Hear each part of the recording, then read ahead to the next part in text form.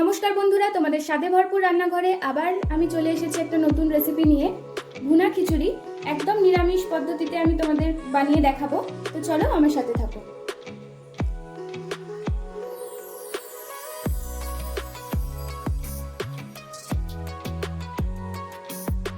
তো চলো আমাদের আজকে খিচুড়িটা বানানোর জন্য কি কি লাগছে দেখে নিই। প্রথমে আমাদের গোবিন্দভোগ চাল লাগছে 1 বাটি, আর মুগের ডাল লাগছে 1 বাটি, নিয়েছি কুচানো নারকেল, আর নিয়েছি কাজু বাদাম 5-6টা, আর নিয়েছি কাঁচা বাদাম।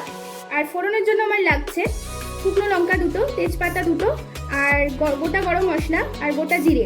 আর আমি রান্নায় দেবো কাঁচা লঙ্কা আর আদা কুচি। আদাটাকে আমি থেতো করে দেবো পরে। আর স্বাদ মতো নুন লাগবে। আর গুঁড়ো মশলা কিছু আমার লাগবে, হলুদ গুঁড়ো, লঙ্কা গুঁড়ো, জিরে গুঁড়ো, ধনে গুঁড়ো, ওগুলো আমি পরে অ্যাড করব। আর লাগছে আমার গরম মশলা, অল্প ঘি আর চিনি। এবার আমি রান্নার দিকে চলে এসেছি। আমি এবার মুগ ডালগুলোকে ভেজে নেব শুকনো খোলায়। ভেজে নিয়ে আমি এটাকে জল দিয়ে ধুয়ে নেব। বেশি লাল লাল করে ভাজতে হবে না, হালকা করে ভেজে নিলেই হবে। মুগ ডালের একটা সুন্দর গন্ধ বেরোলেই আমি এটাকে নামিয়ে নেব।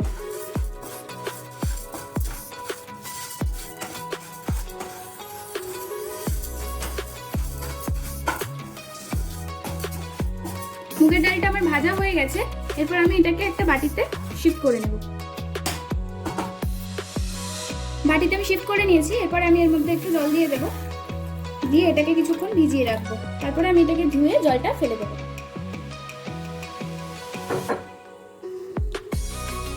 রান্নাটা আমি সর্ষের তেলে করব। সর্ষের তেল দিয়ে দিলাম আমি কড়াইয়ের মধ্যে। পরে আমি ঘি অ্যাড করব এর মধ্যে। আগে কাজু বাদাম আর কাঁচা বাদামটা আমি একটু ভেজে নেব।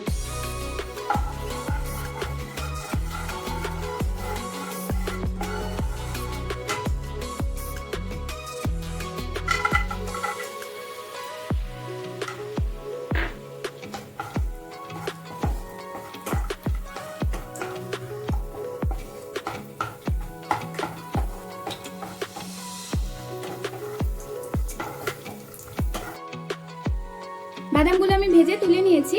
এরপর আমি রান্নাটা স্টার্ট করব। আবার আমি সর্ষের তেলের মধ্যে 1 চামচ ঘি অ্যাড করব।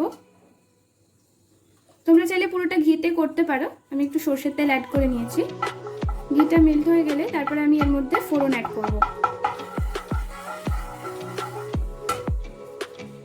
তেজপাতা 2টো দিয়ে দিলাম, 2টো শুকনো লঙ্কা দিয়ে দিলাম,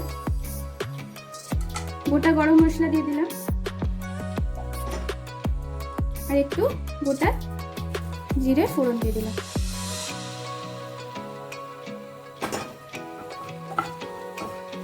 এগুলো একটু ভাজা ভাজা হয়ে যাক ভালোভাবে।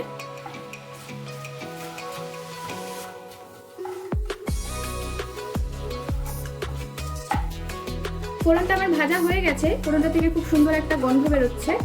এর মধ্যে আমি যে নারকেলটা কেটে রেখেছিলাম সেই নারকেলটা একটু ভেজে নেব।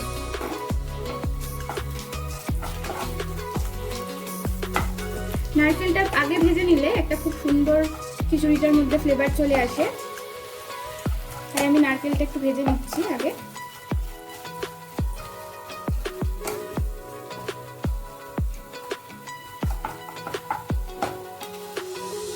নারকেলটা ভাজা ভাজা হয়ে গেলে তারপরে আমি এর মধ্যে গোবিন্দভোগ চালটা ধুয়ে জল ঝরিয়ে রেখেছিলাম সেটা অ্যাড করে দেব। নারকেলটা আমার ভাজা হয়ে গেছে। এর মধ্যে আমি এবার চালটা দিয়ে দেব।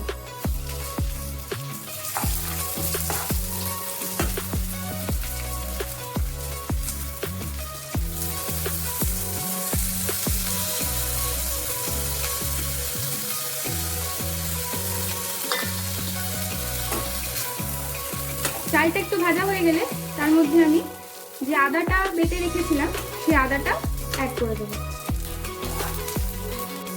এর মধ্যে আমি এবার আদা বাটাটা অ্যাড করে দিলাম। দিয়ে আমি আদা বাটাটা দিয়ে একটু ভালো করে ভেজে নেব। আদার রস স্মেলটা তাহলে চলে যাবে। তারপরে আমি এর মধ্যে ভাজা মুগ ডালটা ধুয়ে নিয়ে দিয়ে দেব।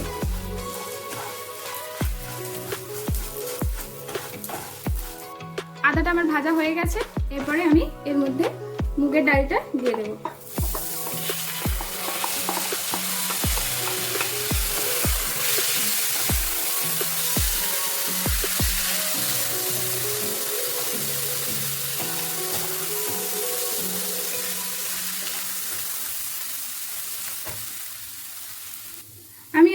মশলা অ্যাড করব।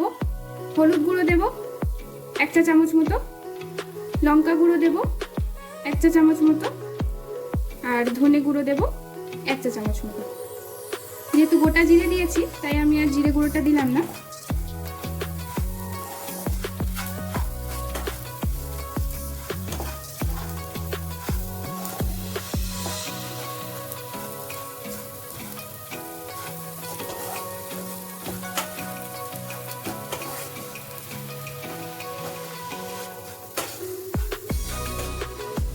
এরপর আমি এর মধ্যে জলটা অ্যাড করার পরে তারপরে নুনটা অ্যাড করব।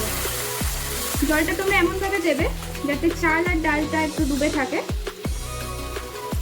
তাহলে কিন্তু খিচুড়িটা একদম ঝুড়ো ঝুড়ো হবে। যেহেতু এটা ভুনা খিচুড়ি, তো খিচুড়িটা ঝুড়ো ঝুড়ো হলেই আমাদের খেতে বেশি ভালো লাগবে। এর মধ্যে আমি এবার স্বাদ মতো নুনটা অ্যাড করে দেব।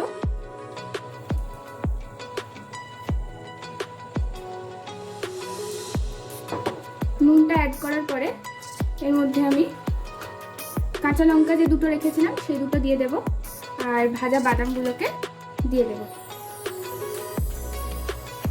এরপর আমি এটাকে সেদ্ধ করতে দেব। খিচুড়ি কিন্তু আমার অলমোস্ট ডান। আমি এর মধ্যে এবার একটু গরম মশলা গুঁড়ো অ্যাড করব আর একটু সামান্য ঘি।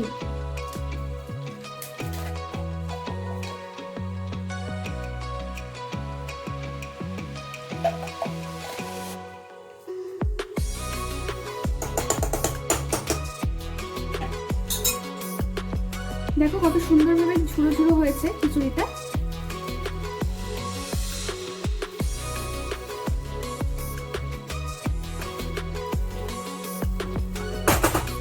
আর আমি এর মধ্যে একটু চিনি অ্যাড করব।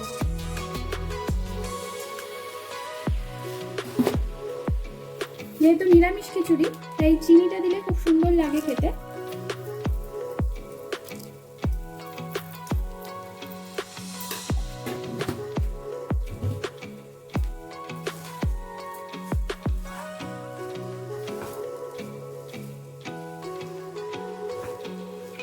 একদম এরকম ঝরঝরি টেক্সচারের হবে।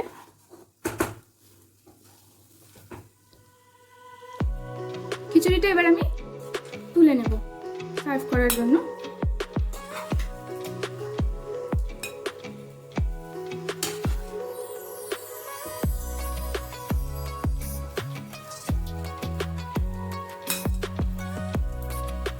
যে কোনো পুজোতে কিন্তু তোমরা এই খিচুড়িটা ঠাকুরকে ভোগেও দিতে পারো, খুব সুন্দর হয় এই খিচুড়িটা। তো রেডি আমার ভুনা খিচুড়ি। তোমরা অবশ্যই ট্রাই করো, ঝটপট করে বানিয়ে ফেলো এই ভুনা খিচুড়ি, আর কমেন্ট করে আমাকে জানাও কেমন হলো।